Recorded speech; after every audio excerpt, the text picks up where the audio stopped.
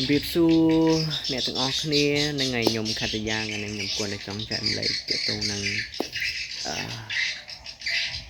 អ្នកដែលចង់សាងសង់ទេសចកម្មហ្នឹងហើយទីទៅភាគច្រើនគឺមនុស្សចង់ធ្វើទេសចកម្មដើម្បីបានប្រមូលផលហើយលក់ហ្នឹងហើយអ្នកខ្លះក៏ថាមានទេសចកម្មដូចមានកងធនាគារនៅក្នុងផ្ទះ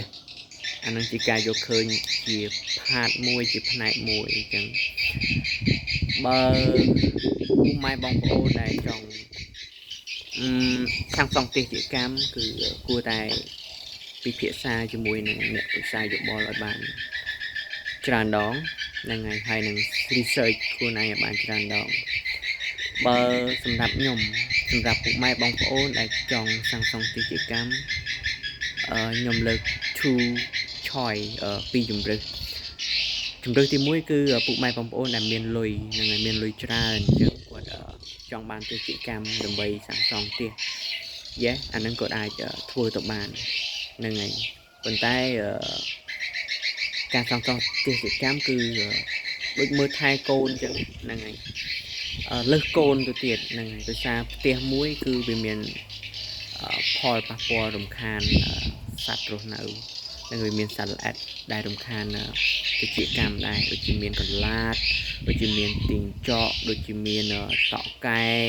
ហើយនឹងមានសត្វនឹងឲ្យស្ទាំងអីមួយយីជាដើមអញ្ចឹងទៅនឹងឲ្យទៅតាម011នឹងតាម011បទីកន្លែងមួយអញ្ចឹងហ្នឹងហើយជំរឿនទី2គឺអ្នកដែលខ្វះខាតលុយហើយចង់សាងសង់ទេសកម្មខ្ញុំអត់ recommend ឲ្យធ្វើទេព្រោះការសាងសង់ទេសកម្មគឺជាការវិនិយោគលក្ខណៈ long term មែនទេហ្នឹងហើយមិនដូចចិញ្ចឹមកូនចិញ្ចឹមជ្រូកមាន់ទាទេហ្នឹងហើយជ្រូកងាប់យើងទៅទិញមេជ្រូកយកមកដាក់ក្នុងទ្រុងមើលថែឲ្យចំណីថែមទៀតប៉ុន្តែការចិញ្ចឹមទេសកម្មគឺយើងពឹងផ្អែកទៅលើសត្វដែលវាចូលរស់នៅក្នុងផ្ទះរបស់យើងបើសិនជាវាអត់មកចូលរស់នៅក្នុងផ្ទះរបស់យើងអត់មានសត្វអត់មានសម្បុកហ្នឹងហើយមានតែទីងចក់តក់កែអីទៅហើយនឹងកន្លាតអីទៅហ្នឹងហើយអញ្ចឹងខ្ញុំអត់ recommend ឲ្យបងណាដែលមានលុយដែលមិនគេថាអត់ទាន់គ្រប់ចំនួនដែលត្រូវសាងសង់គួរតែយកអាលុយហ្នឹងទៅវិនិយោគផ្សេងវិញល្អជាងចាំសន្សំបានចំណូលនឹងហើយចាំសាងសង់ទេសកម្មក៏មិនយឺតពេកដែរក៏មិនអីដែរហ្នឹងហើយដោយសារនឹងវាលក្ខណៈ long term ហើយយើងត្រូវការមើលដិតដល់ទៀតតាមដានសត្វមើលសត្វល្អិតនៅក្នុងផ្ទះមើលសណ្ដើមហើយ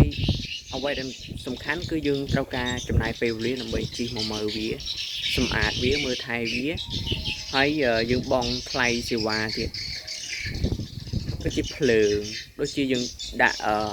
កាមេរ៉ាហ្នឹងហើយអញ្ចឹងវាមានការខូចខាតដូចជាដាក់ថាមវាខូចខាតអំភ្លី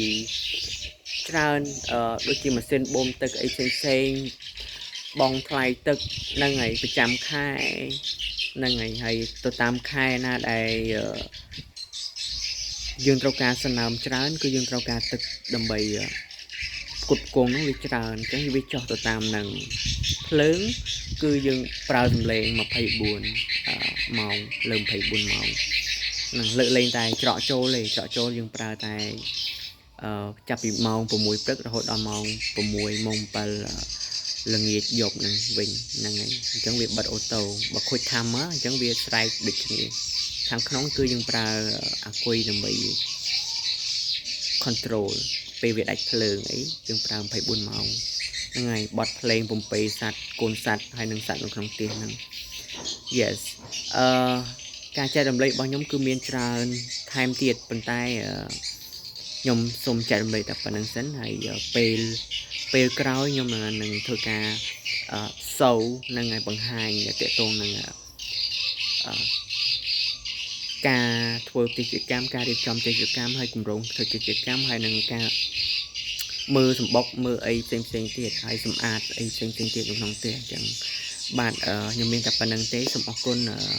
បងប្អូនហ្នឹងហើយជួបគ្នានៅឱកាសក្រោយខ្ញុំកតយាសូមអរគុណ